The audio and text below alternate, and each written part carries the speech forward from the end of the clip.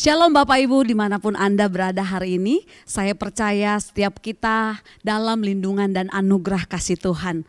Tidak terasa kita akan mengakhiri tahun 2023 dan sebentar lagi kita akan mengawali tahun 2024. Sebelum kita akan mendengarkan khotbah, mari sama-sama kita tundukkan kepala, kita berdoa. Bapa di surga, terima kasih Tuhan. Kalau kami ada sebagaimana kami ada hari ini, itu semua karena anugerah Tuhan. Kami mau duduk dengan tenang mendengarkan kebenaran firman-Mu ya Tuhan Yesus. Kami mau buka hati kami Tuhan. Untuk kebenaran firman-Mu boleh ditanam di tanah yang subur di hati kami. Sehingga boleh bertumbuh, berakar, bahkan berbuah ya Tuhan. Kerinduan kami tidak sekedar cakap untuk mendengarkan, tetapi kami cakap untuk melakukan apa yang menjadi pesan Tuhan ketika kami mendengarkan firman-Mu ya Bapa. Terima kasih Tuhan Yesus, dari awal pertengahan dari firman Tuhan ini kami dedikasikan kepada Engkau Tuhan Yesus. Biarlah Engkau disukakan ketika kami melakukan kebenaran firman-Mu. Kami sambut firman-Mu dengan ucapan syukur. Haleluya. Amin. Mari sama-sama kita buka Alkitab kita. Kita akan baca renungan firman Tuhan dari Mazmur 37 ayat 4 sampai 5. Lalu kita akan lanjutkan ayat 23 sampai 24. Demikian firman Tuhan. Dan bergembiralah karena Tuhan, maka Ia akan memberikan kepadamu apa yang diinginkan hatimu. Serahkanlah hidupmu kepada Tuhan dan percayalah kepadanya, dan Ia akan bertindak. Lalu di ayat 23 katakan, Tuhan menetapkan langkah-langkah orang yang hidupnya berkenan kepadanya. Apabila ia jatuh, tidaklah sampai tergeletak, sebab tangan Tuhan menopang tangannya. Nah saudara, kalau kita perhatikan, Mazmur ini bukanlah sebuah doa, tetapi serangkaian ucapan yang mengandung pepatah atau petunjuk tentang hikmat rohani.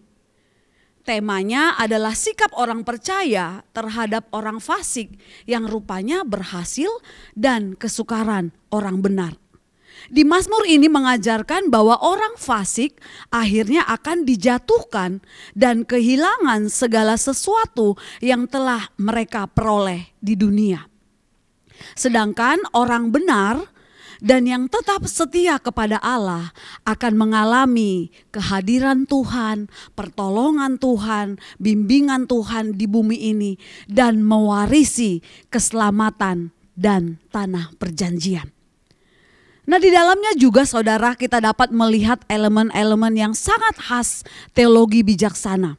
Ya, misalnya ada peringatan, ada ajaran, ada instruksi, ada janji yang bersyarat bagi mereka yang taat. Ada perkataan-perkataan kooperatif bahwa yang satu lebih baik daripada yang lain. Dan ada semacam laporan biografis di dalamnya. Jadi secara ringkas saudara, Mazmur 37 ini memberikan suatu gambaran akhir hidup orang benar dan orang fasik. Pertanyaannya saudara, Anda di posisi mana?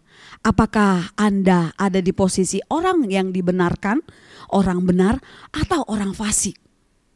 Nah jadi intisari Mazmur 37 ini menawarkan pelajaran yang mendalam tentang kepercayaan, kesabaran, dan kepastian bahwa keadilan Tuhan pada akhirnya akan menang. Ya, dikatakan tadi di ayat 4, bergembiralah di dalam Dia, bersemayam di dalam miliknya, dan berkomitmen di dalam jalan-jalannya Tuhan. Nah satu penerapan praktis dalam Mazmur 37 adalah percaya kepada Tuhan dan bersandar pada bimbingannya. Mazmur ini mengingatkan kita bahwa ketika kita menyerahkan hidup kita, jalan kita kepadanya, dan bersenang-senang di dalam Dia, Dia akan memberikan keinginan hati kita. Itu yang dikatakan Mazmur 37 ayat 4. Nah, ini berarti bahwa sebagai orang percaya kita mencari kehendak Tuhan untuk hidup kita dan mempercayai Dia dalam pimpinan Tuhan dalam hidup kita ke jalan yang benar. Seperti yang kita ketahui saudara, bahwa Mazmur ini ditulis oleh Raja Daud ya. Dia menulis Mazmur 37 ini ketika dia menghadapi berbagai cobaan dan tantangan sepanjang hidupnya. Dia mengalami masa-masa penganiayaan yang berat dari musuh, bahkan harus melarikan diri untuk hidupnya beberapa kali. Saudara, kita perhatikan seorang tokoh Daud yang kita ketahui bersama-sama. Dia adalah seorang pribadi yang dikenan oleh Tuhan. Namun tidak terlepas dari yang namanya penganiayaan. Namun tidak terlepas dari yang namanya persoalan atau sesuatu yang berat dalam kehidupannya. Dia juga tidak terlepas dari kesulitan-kesulitan. Namun di sini kita mau belajar saudara bahwa Daud tetap setia kepada Tuhan dan mencari bimbingannya. Bagaimana dengan kita? Apa yang kita kerjakan ketika kesulitan terjadi? Ketika penganiayaan menghampiri hidupmu? Ketika ketidakadilan ada dalam hidupmu? Apa yang kita lakukan? Apakah kita sibuk mencari-cari pembenaran? Apakah kita sibuk dengan kebenaran diri kita sendiri? Atau kita datang duduk diam seperti Daud, berharap kepada bimbingannya Tuhan? Nah saudara, Mazmur 37 ini Daud merenungkan pengalamannya sendiri dan membagikan nasihat kepada rekan-rekan seimannya, termasuk kita saudara, Anda dan saya. Dia mendorong kita agar kita tidak resah ataupun iri hati terhadap para pelaku kejahatan yang mungkin tampak makmur ataupun sukses di dunia ini. Nah sebaliknya, dia mendesak kita untuk melakukan hal yaitu percaya kepada Tuhan dan menyerahkan jalan-jalan kita kepada Tuhan. Jadi dari Mazmur ini saudara ditinjau dari sisi definisi di ayat 4 tadi dalam perkamusan kita ya. Gembira berarti suka, bahagia, bangga, senang. Ya, bergembira berarti merasa bangga dan berani, bersuka hati, berbesar hati ya. Bergembiralah, Tuhan memberkati yang diinginkan hatimu. Artinya berarti kita berbangga dan berani, bersukacita atau berbesar hati, Tuhan Allah akan memberkati apa yang dikehendaki oleh hati kita saudara. Firman Tuhan ini mengatakan dan bergembiralah karena Tuhan, maka Ia akan memberikan kepadamu apa yang diinginkan hatimu. Firman ini jauh mengajari kita, jika kita berbangga dan berani karena namanya, maka Ia akan memberikan kepada kita apa yang dikehendaki hati kita. Puji Tuhan saudara, amin. Saya percaya setiap kita ketika kita bergembira dan percaya bahwa Tuhan sanggup melakukannya. Sungguh percayalah, imanilah, bersukacitalah karena Allah. Dia yang akan memberkati dan apa yang kita minta di dalam namanya, Dia yang melakukannya bagi kita. Berbesar hatilah oleh sebab Dia, karena Tuhan yang akan memberikan dan melakukannya bagi kita. Dikatakan di Mazmur 11 ayat 24 saudara. Karena itu aku berkata kepadamu, apa saja yang kamu minta dan doakan, percayalah bahwa kamu telah menerimanya, maka hal itu akan diberikan kepadamu. Luar biasa bukan? Haleluya saudara. Ya, ini Alkitab yang katakan ya.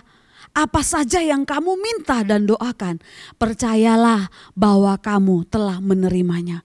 Oh tunggu dulu Bu, saya belum terima apa-apa. Saya sudah doa puluhan tahun. Saya sudah doa berbulan-bulan. Bahkan hari-hari saya dengan doa yang sama. Sepertinya Tuhan tidak lakukan. Apakah Tuhan tidak mendengarkan? Nah itu mungkin yang sering terjadi dalam kehidupan kekristenan kita. Tapi saya mau mengajak kita saudara. Tuhan dengar setiap doa kita. Tuhan lihat setiap tetesan air mata kita.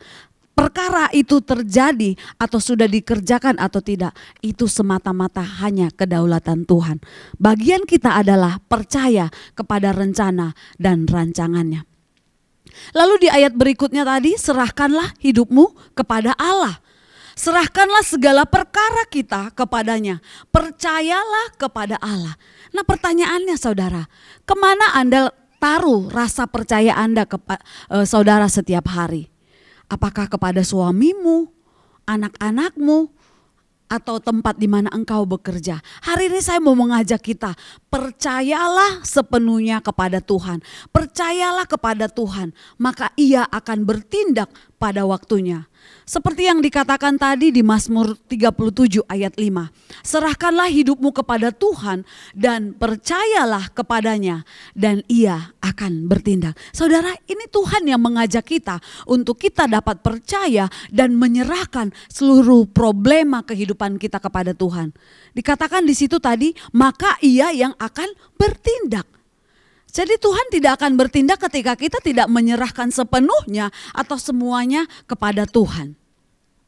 Nah, Tuhan yang sangat kita banggakan sudah mengingatkan kita, saudara, ya, serahkanlah hidup kita, percayakanlah hidup kita kepada Dia, serahkanlah kekhawatiranmu kepada Tuhan, karena Tuhan yang memiliki, menjaga, memelihara hidup kita. 1 Petrus 5 ayat 7 dikatakan seperti ini, saudara. Serahkanlah segala kekhawatiranmu kepadanya, sebab Ia yang memelihara kamu. Amin, saudara. Dia yang memelihara kita. Tuhan kita yang maha perkasa, Dia berkenan memelihara kehidupan kita. Oleh sebab itu bergembiralah, bersukacitalah, karena Tuhan yang kita muliakan akan memperhatikan, akan memperlihatkan kebenaran kita seperti terang matahari. Tuhan yang kita sembah dan Tuhan yang kita puji akan memberikan hak kita sesuai dengan kehendaknya. Saudara yang dikasihi Tuhan, Mazmur Daud dengan jelas mengajarkan, jangan pernah situasi hati kita dipengaruhi oleh keadaan orang atau apapun situasi, apapun yang ada di sekitar kita. Tetapi Alkitab mau mengajak kita untuk serahkanlah hidupmu kepada Tuhan. Percayalah kepada Tuhan dan Ia akan bertindak. Ia akan memunculkan kebenaranmu seperti terang dan hakmu seperti siang. Nah, saudara, untuk situasi di mana kita diperlakukan tidak adil, Alkitab pun, firman Tuhan pun ada untuk menguatkan dan menghiburkan kita.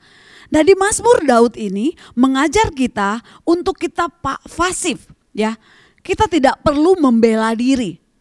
Tetapi yang kita lakukan adalah menyerahkan situasi tersebut kepada Tuhan. Karena Tuhan akan memunculkan kebenaran itu seperti matahari. Luar biasa kan? Luar biasa hal yang Tuhan boleh kerjakan dalam kehidupan kita. Nah, tetapi mungkin dalam keterbatasan kita, sikap ini tentunya sulit. Dalam keadaan benar, namun kita disalahkan. Dan kita diminta tetap pasif, tidak membela diri. Bahkan kita diminta tetap melakukan yang baik dan tetap bergembira. Nah, rupanya keadaan pasif dan tidak membela diri, tetapi tetap percaya kepada Tuhan dan tetap berlaku benar, sekaligus selalu bergembira adalah sikap yang berdampak secara rohani dan luar biasa dalam kehidupan kita. Tuhan akan memberikan apa yang diinginkan hatimu. Nah, bukan hanya itu saja, saudara. Mari kita yang pasif ini, walaupun diperlakukan tidak adil, Tuhan menjanjikan kita akan mewarisi negeri. Nah, itu artinya Tuhan akan memberikan kekuasaan dan berkat-berkat jasmani dalam kehidupan kita. Saudara, apapun yang kau alami dalam kehidupan sehari-hari, ketika dihadapkan dalam berbagai-bagai kesulitan atau tantangan, bagaimana kita harus berusaha memahami kehendak Tuhan? Dan bagaimana agar memiliki sikap yang benar, barulah bisa memperoleh kedamaian dan sukacita dari Tuhan. Sekali lagi saya bacakan ayat ini saudara, karena buat saya ini ayat yang sangat menarik sekali. Dalam situasi apapun ayat ini mau ajak kita, bergembiralah karena Tuhan, maka Ia akan memuaskan keinginan hatimu. Nah, ayat ini seperti tadi kita bahas, Raja Daud menulis dalam menghadapi orang fasik dan penderitaannya sendiri, sehingga mendorong kita untuk mempertahankan sikap yang benar dalam menjalani hidup. Jadi kita mengandalkan Tuhan dalam segala hal, berusaha mendekatkan diri kita kepada Tuhan, menaati kehendak Tuhan, dan percaya bahwa Tuhan akan memuaskan keinginan hati kita. Nah saudara, ini dapat membantu kita memperoleh kedamaian dan kegembiraan batin dalam hidup kita dimanapun kita berada. Karena Tuhanlah sumber kebahagiaan dan kepuasan terbesar dalam hidup kita. Tuhan itu setia, maha kuasa, maha tahu, dan terlebih lagi Dia adalah Tuhan yang maha pengasih. Dia mengetahui kebutuhan apa yang kita perlukan sehari-hari. Namun Dia mempunyai rencana dan pengaturannya sendiri. Dan Dia melihat jauh dan lebih baik dari apa yang kita bayangkan. Saudara, Tuhan terkadang mengizinkan kita mengalami beberapa kesulitan, tantangan, ujian, dan terpaan untuk menyempurnakan iman kita. Untuk menyempurnakan kesabaran kita, ketaatan kita. Nah, yang harus kita lakukan adalah jangan ragu, jangan mengeluh, apalagi menyerah. Tetapi mempercayai, mengandalkan, menunggu, dan menaati Tuhan. Nah, kita harus menunggu waktu Tuhan, cara Tuhan untuk memberikan apa yang kita inginkan, apa yang kita doakan. Daripada menggunakan kekuatan kita, kebijaksanaan kita, kepintaran kita sendiri untuk mengejar apa yang kita inginkan. Kita lebih baik menyerahkan jalan-jalan kita kepada Tuhan, mengandalkannya, tunduk pada pimpinannya, dan menunggu dengan sabar. Jangan terburu-buru atau cemas. Percayalah kepada Tuhan. Tuhan akan memuaskan keinginan hati kita sesuai dengan kehendaknya yang baik. Saudara, kita akan lanjut ke ayat yang berikutnya, ayat 23 dan 24. Ini ada pujiannya, ada lagu yang mungkin sering kita nyanyikan, sering kita kumandangkan, apalagi ketika mungkin kita sedang sendirian atau di dalam ibadah raya. Ya, pujian ini katakan seperti ini. Tuhan menetapkan langkah-langkah orang yang hidupnya berkenan kepadanya. Apabila ia jatuh tak sampai tergeletak, sebab Tuhan menopang tangannya. Jadi saudara, sekalipun kita adalah orang-orang benar, orang-orang yang dibenarkan, kita tidak terlepas dari yang namanya jatuh dalam dosa. Tetapi ayat firman Tuhan katakan bahwa kita jatuh tapi tidak sampai tergeletak, karena tangan Tuhan yang menopang kita. Pertanyaannya dari dua ayat terakhir ini saudara, pernahkah Anda gagal? Pernahkah Anda membuat kesalahan? Ya, kenyataannya bahwa Anda dan saudara pernah gagal adalah bukti bahwa Anda dan saudara, saya sendiri ya maksudnya, belum selesai di muka bumi ini. Kita semua pernah mengalami yang namanya kesalahan. Kita semua pernah mengalami yang namanya kegagalan. Jadi saudara, kegagalan bukanlah akhir dari segalanya. Ya, setiap orang pernah gagal. Bahkan semua orang yang berhasil sekarang ini pernah gagal pada suatu waktu di masa yang lalu. Nah, justru kegagalan dan kesalahan dapat menjadi jembatan, bukannya menjadi penghalang bagi kehidupan yang lebih baik jika kita dapat mengambil pelajaran darinya. Ya. Jadi jika saudara pernah gagal atau tidak mencoba melakukan apapun karena takut gagal kembali, perhatikanlah beberapa poin berikut di bawah ini yang akan saya bagikan buat kita. Yang pertama, ketahuilah setiap orang pernah gagal. Ya, setiap orang pernah gagal. Termasuk pendeta-pendeta, hamba-hamba Tuhan yang terkenal sekalipun pernah gagal.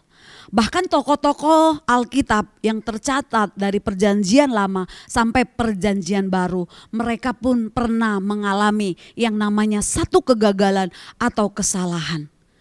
Alkitab kita mencatat kegagalan dalam goresan di setiap kitab demi kitab. Kisah-kisah hidup mereka seperti Abraham, Yakub, Musa, Daud, Petrus, ya, adalah orang-orang yang pernah gagal, saudara. Jadi sukses tanpa kegagalan hanyalah sekedar mitos. Ya. Sukses tanpa kegagalan hanyalah sekedar mitos. Jadi orang-orang yang pernah gagal di masa lalu tetapi kini berhasil adalah mereka yang tidak pernah berhenti mencoba. Jadi tidak pernah takut untuk gagal, dan ketika mereka jatuh, mereka segera bangkit kembali. Jadi pemahaman bahwa tiap orang pernah gagal dan ketika mereka jatuh segera bangkit kembali, pemahaman ini membawa kita untuk kita dapat berani bangkit kembali, saudara. Pemahaman ini mencegah kita untuk kita tidak mudah berputus asa, tidak mudah frustasi, atau melakukan tindakan-tindakan yang fatal. Kalau kita lihat berita, saudara, di media sosial hari-hari ini, ada begitu banyak rangkaian ketika gagal, ketika ada persoalan, banyak orang yang mengakhiri hidupnya. Bahkan dengan alasan-alasan sepele pun orang langsung mengakhiri hidupnya tanpa pikir panjang. Nah, saudara, mari sama-sama perhatikan. Kegagalan adalah peluang untuk memulai kembali dengan lebih cerdik. Jadi ingatlah setiap peristiwa ada hikmatnya, membuat kita kaya dengan pelajaran dan pengalaman hidup. Saudara, faktanya 99% dari sukses yang dibangun di atas kegagalan sebelumnya. Ya, jadi kita perlu belajar dari orang-orang yang telah berhasil. Berbicara dengan orang-orang yang lebih cerdas, berwawasan luas. Mari tanyakan pertanyaan-pertanyaan penting bagaimana mereka bisa kembali, bangkit kembali dari kegagalan, dari keterpurukan mereka. Saya mau ambil satu contoh ilustrasi, yaitu Abraham Lincoln, saudara. Secara singkat, keluarganya pernah diusir. Di usianya yang masih muda dia harus bekerja. Ibunya meninggal, lalu dia gagal berbisnis. Gagal menjadi anggota legislatif, kehilangan pekerjaan, bangkrut, harus melunasi hutang piutangnya selama 17 tahun. Dia bertunangan, namun tidak lama kemudian tunangannya meninggal dan dia patah hati. Dia pernah mengalami yang namanya sakit 6 bulan. Lalu dia setelah pulih dia mau menjadi anggota Kongres, namun gagal. Melamar jadi wali kota, ditolak. Menjadi anggota Senat Amerika, kalah. Namun pada akhirnya tahun 1860 terpilih menjadi Presiden Amerika ke-16. Saudara, bisa dibayangkan ketika Abraham Lincoln menyerah kepada keadaannya, menyerah kepada situasinya. Dia tidak akan mungkin sampai kepada titik dia boleh diangkat menjadi Presiden Amerika. Banyak kegagalan, banyak penderitaan, duka-duka yang dialami, silih berganti. Tetapi dia tetap mau bangkit, berusaha dan mencoba, dan akhirnya mencapai kemenangan. Lalu yang kedua, bagaimana kita dapat memerhatikan bahwa kita ketika kita gagal. Yang kedua kita perhatikan, ketika gagal segeralah bangkit kembali. Jadi saudara, sebuah survei menyatakan bahwa dibutuhkan rata-rata 240 kali proses jatuh bangun seorang anak bayi ketika ia mampu berjalan. Ia mampu atau mau belajar berjalan. Nah, saat mulai berjalan, belajar berjalan dan ia jatuh. Mungkin di dalam jatuhnya itu dia merasa, kok mama gak pegangin, kok papa gak pegangin. Mungkin dia menyalahkan orang tua. Ya, atau mungkin ada faktor lantainya tidak rata atau lantainya licin, banyak hal yang membuat dia jatuh. Namun seorang bayi, saudara, tidak akan memikirkan hal-hal yang demikian. Dia tetap berdiri dan mencoba dan mencoba lagi sampai akhirnya dia bisa berjalan. Mereka enggak berpikir lama, mereka segera bangkit, tersenyum dan bersemangat dan membuktikan bahwa mereka akhirnya dapat berjalan sendirian. Dapat berjalan sendiri tanpa bantuan orang tuanya. Ya, mereka bangkit, mereka berusaha sekali lagi sampai mereka bisa berjalan. Nah, karena hal itu hal yang wajar yang dapat kita lakukan ketika kita gagal dan segera bangkit kembali dan jangan takut untuk mencoba lagi. Ya, karena menentukan bukanlah sejauh mana Anda jatuh, melainkan seberapa tinggi Anda melambung tinggi untuk mencoba. Nah, di poin yang kedua ini, ketika gagal segeralah bangkit. Saya ambil satu contoh tentang Michael Jordan, ya. Pasti kita tahu semua, ya, si Michael Jordan ini. Mengisahkan tentang perjalanan karirnya. Dikatakan seperti ini, saudara. Ia mengatakan lebih dari 3.000 kali saya diberi kesempatan untuk menyarangkan bola ke jaring lawan. Namun saya gagal melakukannya. 3.000 kali, saudara. Saya diberi 26 kali kepercayaan untuk tim saya untuk melakukan tembakan terakhir pada saat pertandingan final dan saya gagal. Lebih dari 300 kali berkontribusi dalam kekalahan tim saya, Chicago Bulls. Dan kini saya masih dijuluki sebagai pemain terhebat sepanjang masa. Jadi saudara, ingatlah bahwa keberhasilan itu adalah bangkit 1 kali lebih banyak daripada kejatuhan Anda. Jadi saya mau mengajak kita segera bangkit, segera kembali dan maju terus di dalam Tuhan. Lalu yang ketiga, singkirkan rintangan dan hambatan yang menghalangi. Ketika persoalan, ketika tantangan, pergumulan terjadi dalam hidup kita, saudara, kita perlu bersikap antusias, pantang menyerah, terus maju dan selalu berpikir positif. Idealnya seperti itu, saudara. Namun realitanya mungkin dalam keterbatasan kita sulit untuk kita lakukan. Saya percaya kita semua yang mendengarkan renungan hari ini pasti mau ketika situasi yang tidak enak terjadi dalam diri kita, dalam hati kita, maunya kita berpikir positif. Tapi realitanya pikiran-pikiran negatif terkadang lebih berkuasa dari pikiran positif kita. Nah, tetapi hari ini saya mau mengajak kita, ya, kita tidak perlu membiarkan cara berpikir yang salah dan negatif merintangi kehidupan kita. Bahkan kita tidak perlu mendengarkan pendapat orang-orang yang ingin melemahkan atau mematahkan semangat kita untuk bangkit dari kegagalan dan maju.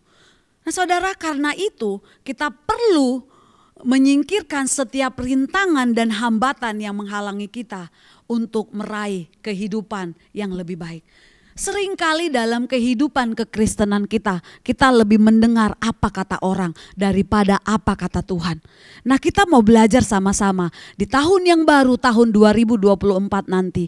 Sama-sama kita lebih mengutamakan apa kata Tuhan daripada apa kata orang.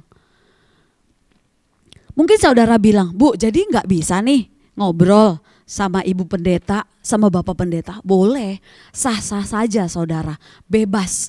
Ketika kita mencurahkan isi hati kita kepada orang-orang terdekat kita, nggak apa-apa. Tapi jangan sampai pendapat atau sesuatu yang diberikan itu melemahkan atau jadi membuyarkan rasa percayamu kepada Tuhan. Sah-sah saja kita bisa curhat atau memberitahu kepada orang-orang terdekat kita. Tetapi saya mau mengajak kita, serahkanlah segala kekhawatiranmu kepada Tuhan. Rintangan akan menghambat kita untuk maju datang dalam 2 bentuk, yaitu pikiran negatif atau pengalaman traumatis masa lalu. Kita sudah negative thinking dulu. Sama lagi nih kayak yang lalu-lalu. Nggak bisa nih. Nah, itu kita harus halau dari pikiran kita. Nah, ingatlah saudara, tidak ada masa depan pada masa lalu, ya. Tidak ada masa depan pada masa lalu. Satu-satunya hal yang dapat kita ambil pada masa lalu adalah pelajarannya. Kita juga perlu sesegera mungkin memaafkan orang-orang yang menyakiti kita di masa lalu. Karena memang memaafkan bukanlah sesuatu hal yang mudah untuk kita kerjakan, tetapi harus kita lakukan. Karena ini sangat membantu mempercepat proses pertumbuhan atau penyembuhan hati dan emosi kita, saudara. Lalu sikap yang terakhir, tetaplah percaya kepada Tuhan. Ketika kita tidak memiliki apapun selain Tuhan, itu cukup bagi kita. Karena memang hanya Dialah yang kita perlukan untuk berhasil. Siapa yang kita miliki dan menyertai kita itu lebih penting dari apapun keberhasilan kita di muka bumi ini. Ya, contoh lagi, satu lagi saudara, keberhasilan Yusuf ditentukan oleh penyertaan Tuhan dan posisinya di hadapan Tuhan. Karena posisi hidupnya berada dalam penyertaan Tuhan, dimanapun ia berada, ia selalu berhasil. Dikatakan di Kejadian 39 ayat 2a. Tetapi Tuhan menyertai Yusuf sehingga ia menjadi seorang yang selalu berhasil dari pekerjaannya. Saya berdoa saudara, 2024 menjadi tahun yang baru, tahun keberhasilan, tahun Yobel dalam hidup kita. Sekalipun kita mungkin nanti akan melewati yang namanya kegagalan, sekalipun nanti kita menghadapi rintangan, penganiayaan, ketidakadilan, ayat ini menjadi kekuatan bagi kita untuk memenuhi atau menapaki tahun 2024 dengan berani, dengan bergembira karena Tuhan bersama-sama dengan kita. Jadi saudara yang dikasihi Tuhan, seperti tokoh-tokoh Alkitab, seringkali kita diizinkan Tuhan untuk suatu maksud yang baik bagi kita. Tetapi Tuhan yang berdaulat dan berkuasa penuh, Dia tidak tinggal diam. Dia ada di balik layar, akan membawa kita melewati masa demi masa atau keadaan sulit sekalipun menuju ke tempat yang lebih baik. Karena itu tetaplah percaya kepada Tuhan yang akan membawa kita ke tempat yang tepat pada waktu yang tepat.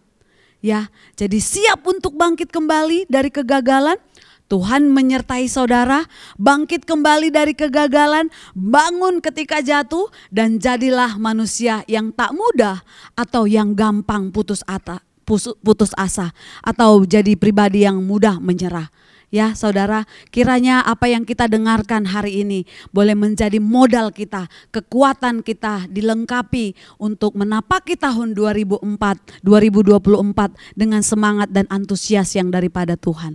Jadi selamat menyongsong tahun 2024, Tuhan ada bersama-sama dengan kita, dimanapun, kapanpun ada buat kita. Mari sama-sama kita berdoa. Bapa di surga, terima kasih Tuhan untuk kebenaran firman-Mu yang kami dengarkan hari ini. Biarlah dalam keterbatasan kami Tuhan Yesus, situasi apapun yang Tuhan izinkan terjadi dalam kehidupan kami mau bangkit, kami mau bergembira di dalam Tuhan. Bahkan menyerahkan segala kekhawatiran kami, persoalan hidup kami dalam tangan Tuhan. Dan doa-doa kami pun kami serahkan dalam tangan Tuhan. Untuk menyambut tahun 2024, kami percayakan hidup kami, keluarga kami, pekerjaan kami, suami kami, istri kami, anak-anak kami, gereja kami. Apa yang kami punya Tuhan, kami andalkan Tuhan yang berperkara dalam kehidupan kami. Buat kami melihat rencana dan rancangan Tuhan nyata bagi kami. Berjalanlah Tuhan bersama dengan kami di tahun 2024. Dengan kepastian kami melangkah bersama-sama dengan Tuhan.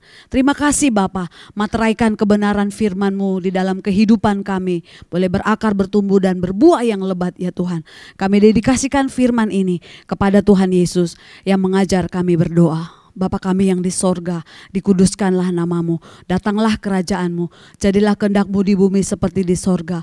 Berikanlah kami pada hari ini makanan kami yang secukupnya, dan ampunilah kami akan kesalahan kami, seperti kami mengampuni orang yang bersalah kepada kami. Dan janganlah membawa kami ke dalam pencobaan, tetapi lepaskanlah kami daripada yang jahat, karena Engkaulah yang punya kerajaan, dan kuasa, dan kemuliaan sampai selama-lamanya. Terima kasih Tuhan, di dalam nama Tuhan Yesus. Haleluya. Amin. Tuhan Yesus memberkati kita semua. Shalom.